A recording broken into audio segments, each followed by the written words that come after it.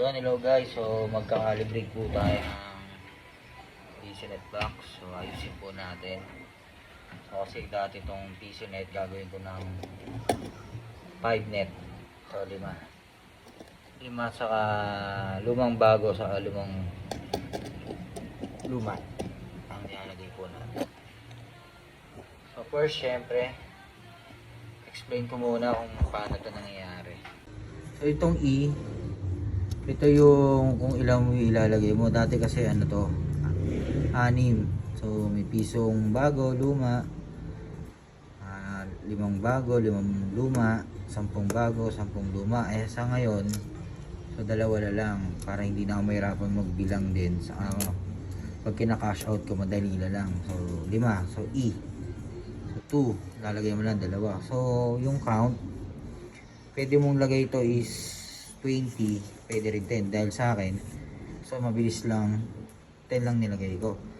So yung P naman dyan is yung value, kung magkano ilalagay mo, kung 5 o dahil 5 lang, pero kung maglalagay ka ng piso, lagay mo dito piso. Kung maglalagay ka ng 10, lagay mo dito 10 or kaya 20, pwede rin naman. Yung tolerance ko, yung F is 10 lang din. Yan yung mga hindi minsan nagagawa ng iba. Yung katulad nito, kailangan to may mga iba't ibang klaseng limang bago, limang luma, 5 siya na bago pero 5 may mga luma dito para pag nilagyan mo is swak. Ito rin ganun din sa 5 luma. Yan, para pag pinasok mo doon sa coin slide, hindi siya mag-error, so mariread niya. Simulan na po natin. So guys, simulan na natin mag-calibrate ng PCNet box. So first, syempre, open po natin, magpo-program na po tayo. So itong makikita nyo yung button dito. So press nyo lang yan for 2 seconds sabay. So makikita nyo na yung letter A. So yung nasa taas sa button, E. So yung E, ito yun yung kanina, yung E. So dalawa, lagay mo 2, enter.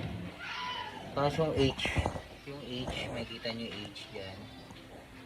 So 10 pieces po yung nakalagay kanina. So lagay po natin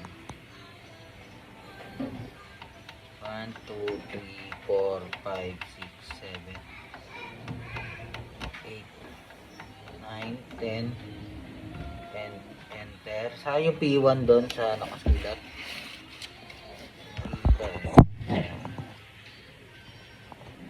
So 5. Lagay mo lang 5. 4, 5, enter. Yung tolerance niya, yung kailangan nyo may bago sa kaluma na 5. Lagay mo lang 10. 1, 2, 3, 4, 5, 6, 7, 8, 9, 10. Enter mo lang. So ganun din sa guys, sa H2.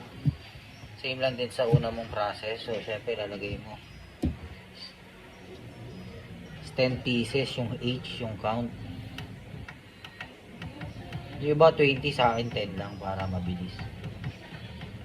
Enter. Yung P2, yung value, dahil 5 lang yung ilalagay ko, so 5 lang. Ayan, 1, 2, 3, 4, 5.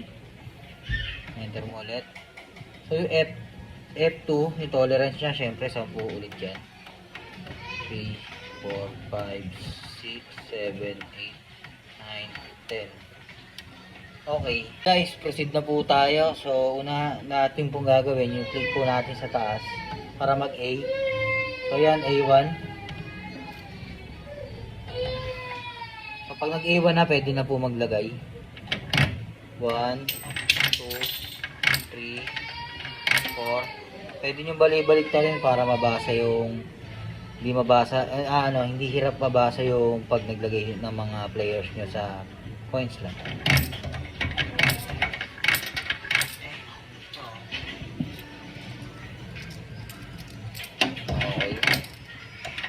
Okay, next yung bagong 5 naman guys. Start na tayo sa bagong luma.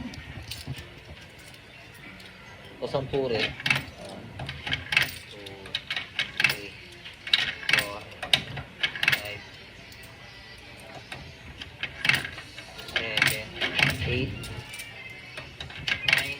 10. So yun lang guys. So ganun lang kadali. So after nyan is restart nyo. Okay, open nyo kung gumagana. Yan, hulugan natin.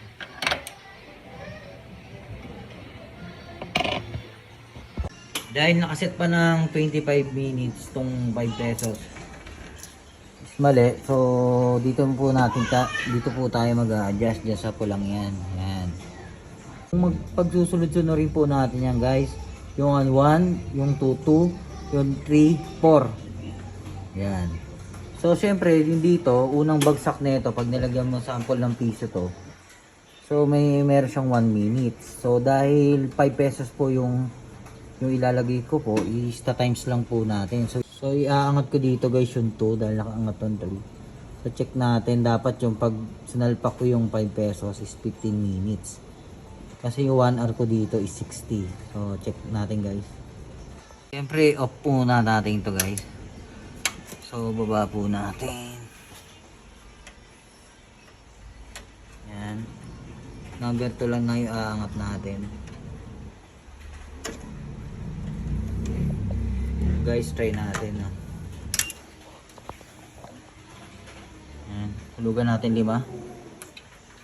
Lahat magpi 15 minutes. O yun, 15 minutes. So, try natin yung luma. Try natin. Ulit natin. Okay, laglagan natin 5.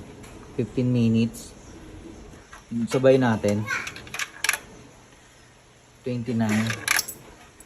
At mag 60 siya. 4 na hulog. So guys, ito pa tips ko sa inyo. Lalaglagan ko siya ng piso. Kung mariread siya, lalaglag. Hindi po siya mariread. Kasi kung ano lang yung kinalibrate natin, yun lang po yung mababasa. 20. Hindi po siya mariread. Okay. Kinain na po. Ayan. Hindi po talaga. So kung 5, ayan, papansin nyo bagong 5. Binabasa niya. So yun lang. Peace. So guys, so nakabit po natin to. Okay.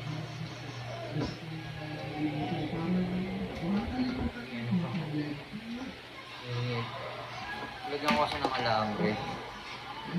So last kasi ng basement ko, nire-recta nila. So kinatanggal nila. Kaya lagyan ko sa alambre. Yung mga basa-basa na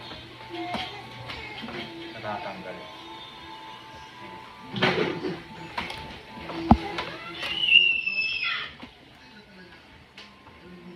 Testing. Wala milaw to.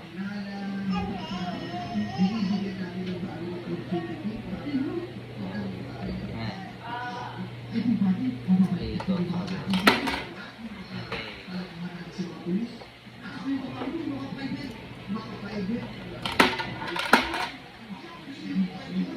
Ilaw. So yun lang guys, so nakapag-set up ako ng basement timer, nakapag-calibrate tayo sa program.